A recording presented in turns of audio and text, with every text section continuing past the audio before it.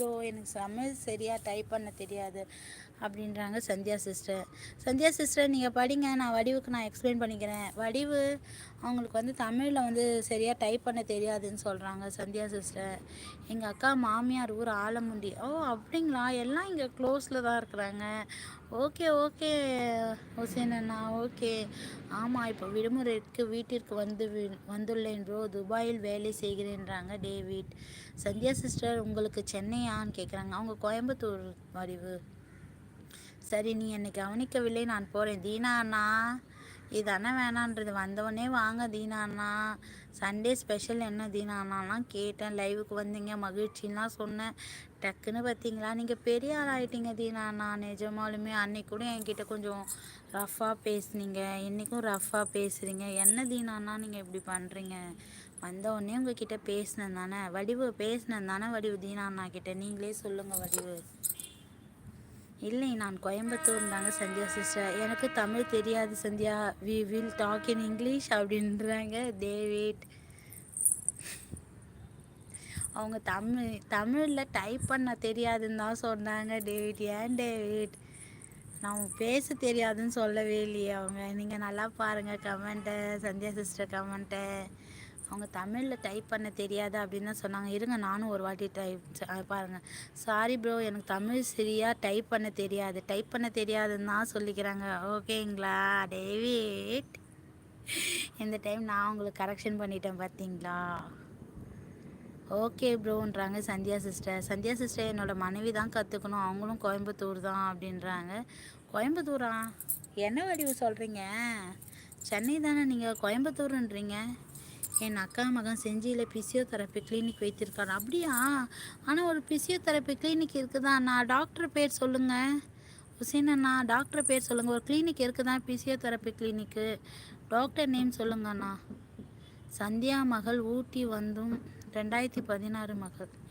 சந்தியா மகள் ஊட்டி வந்தும் 2016 மகள். என்ன சொல்கிறீங்க புரியலையே இஸ்மாயில் அண்ணா.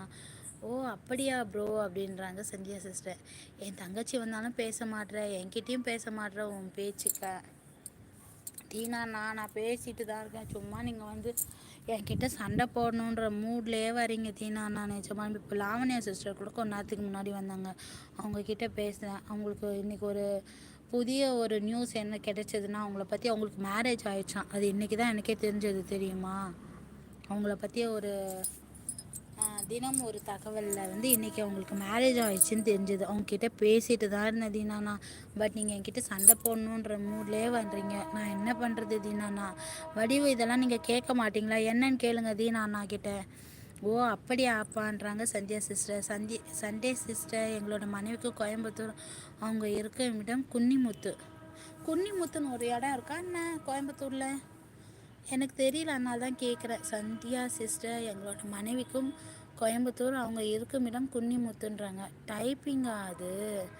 ஆமாம், வேறு என்ன டேவிட்? அதான் இந்த டைம் நான் உங்களுக்கு வந்து ஓ சரி அண்ணா நான் பார்க்குறேன். நானும் ஒரு பிசியோ கிளினிக் தெரப்பி இருக்குதான், நான் பார்க்குறேண்ணா. சரிண்ணா. நீங்கள் கோவிலில் எந்த ஏரியா மகள்னு கேட்குறாங்க இஸ்மாயில் அண்ணா. டீச்சர், நான் அவனு சொல்லுவேன், அடித்து கூட கேட்பாங்க, சொல்லக்கூடாது. நான் கனவு கண்ணா பெண்கள் ஏஜ் அட்டன் பண்ணுற மாதிரி. ஸோ அதுக்கு என்ன வடிவு? ஏன் ஏதாச்சும் இருக்குங்களா என்ன? அதுக்கு ஏதாவது ஒரு நியூஸ்? வடிவு லைவில் இருக்கீங்களா?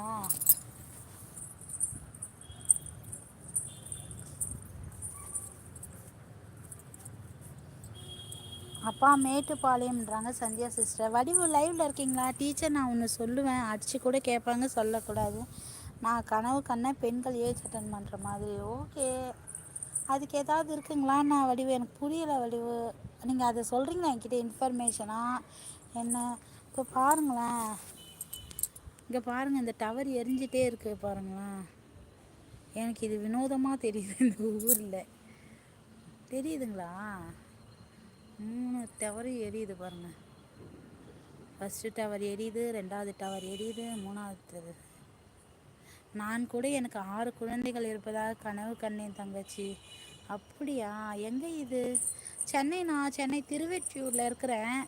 அங்கே இது எரியுதண்ணா, ஏன் எரியுது என்னன்னு தெரியல. பட் கேட்டால் இது வேஸ்ட் ஆயில் எரியுது